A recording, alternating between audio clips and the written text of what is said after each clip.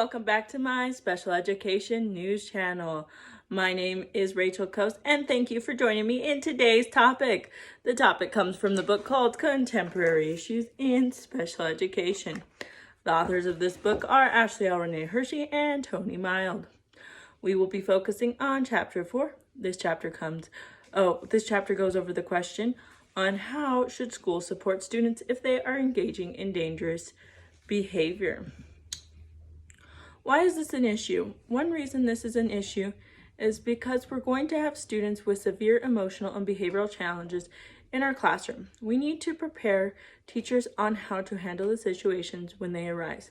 We want to teach teachers de-escalating methods so that the situations don't get out of hand. Sometimes, even with good de-escalating method, it will sometimes get to the point of restraints.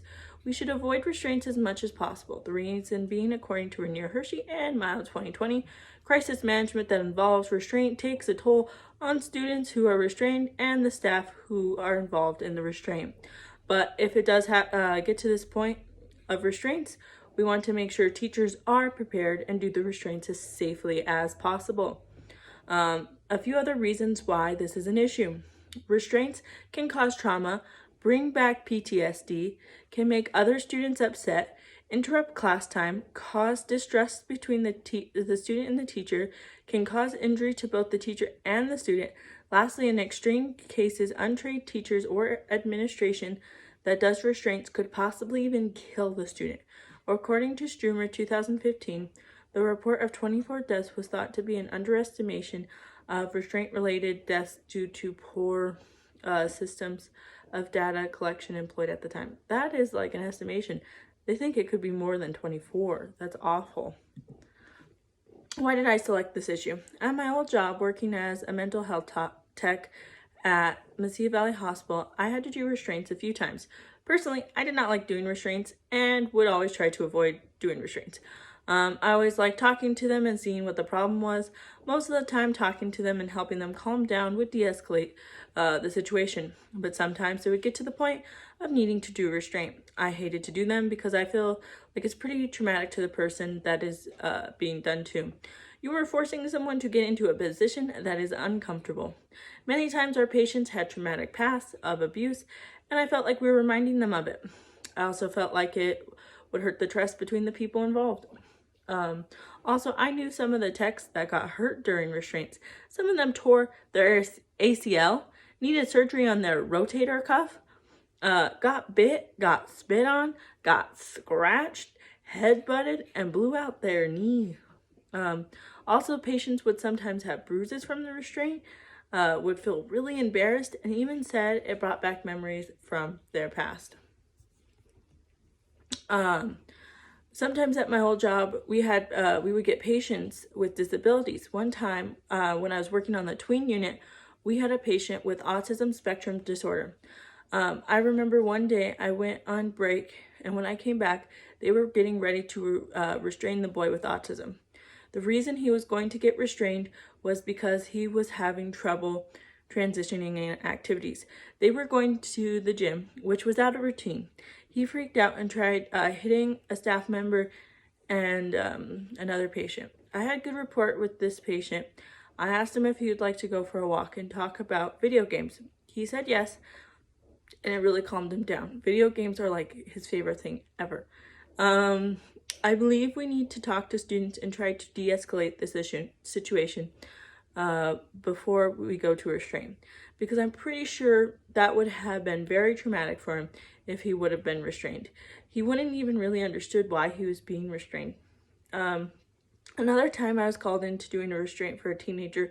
He felt like he wasn't being listened to by another tech. I'm not sure what the situation really was. He was screaming bloody murder and trying to swing at anyone he could. He had a kid who had a learning disability.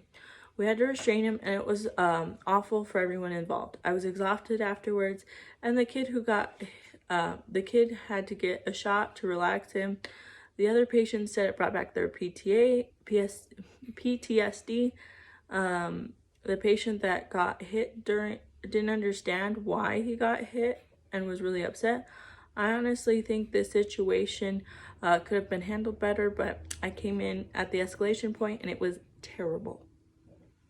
Teachers need to be prepared for these types of situations and try to do all they can to avoid escalation. Other methods than restraints should be tried first. The very last resort should be a restraint.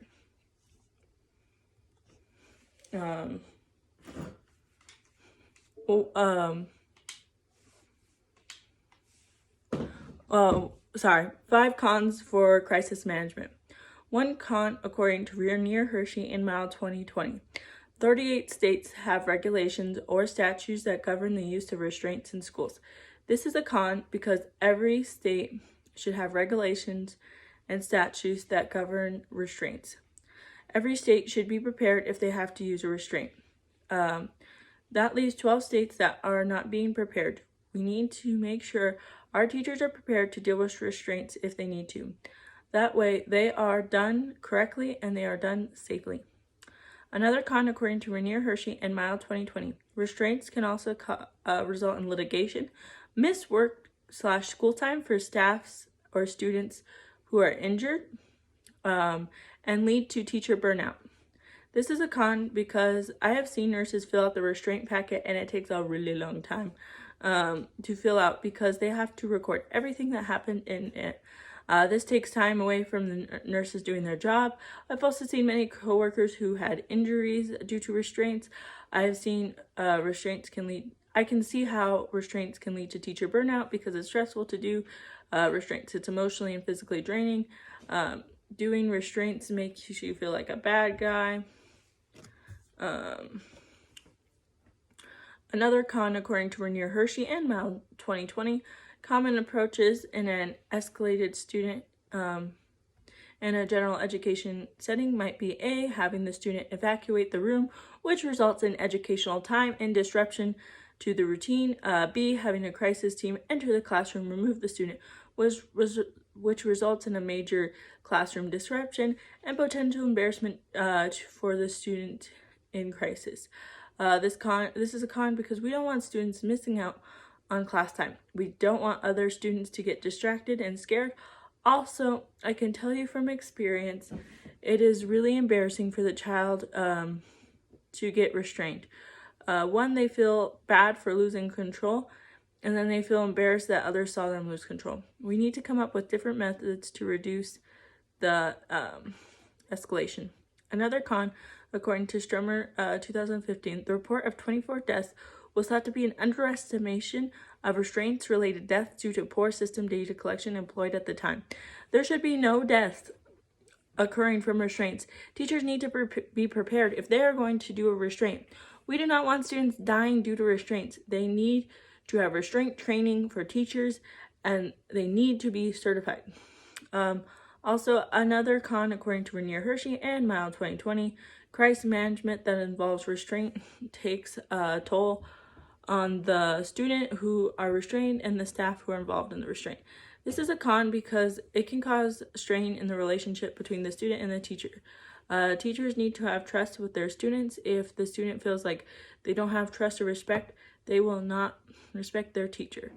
They may view the teacher as the bad guy.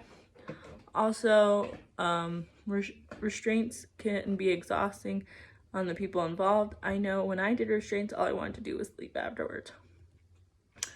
Some 5 pros for crisis management. 1 pro, according to Rainier Hershey and Mile 2020, the keys to reducing restraints are A, administration support, B, debriefing methods, C, staff training, D, use of data to make the decision, E, positive, proactive behavioral approaches, and F, parent or consumer involvement.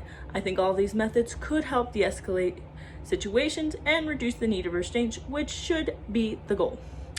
Another pro, according to Rainier Hershey and Mile 2020, staff involved in incidents are given the opportunity to review what happened with an administrator or supervisor to identify what went well, any challenges, and how to improve should a similar situation.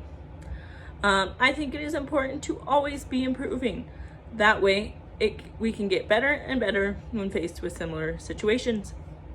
According to according to Rainier Hershey and Mile 2020, frontline teachers and support staff must be trained not only in the school's philosophy, but also trauma-informed care, causes and signs of students' escalation, and finally, de-escalation strategies. I think all of these are super important for teachers to know. I wish I was taught trauma-informed care because I would get kids in the hospital tell me terrible things that happen to them, and I'd have no idea how to respond. Also, learning students' triggers or noticing they are agitated can be very helpful because the teacher can realize they need to help the student before it gets into a bad situation. De-escalation strategies are the best thing in helping to reduce the possibility of restraints. I love de-escalation strategies. It really helps the student to calm down. Also, another pro, according to Rainier Hershey and Mile 2020, once the function of the behavior is identified, IEP teams should develop a comprehensive behavioral plan that will target replacement skills for challenging behavior. This is really good because if the teacher can figure out what is causing the behavior, they can work on addressing that issue and come up with different methods to deal with it, like talking it out, breathing techniques, etc. Another pro, according to Rainier Hershey and Mile 2020, ongoing restraint data over time clearly demonstrated the use of restraint was replaced by de-escalation, and soft blocking pads were used to support students when they were in a crisis. I rather try out this technique than restraints. The student can still get out their anger by pushing the block pads, but this way the teachers don't have to place them in a comfortable position that could hurt themselves or the student. I think a combination of de-escalation and soft blocking pads would be the method schools should try. Couple of myths about crisis management.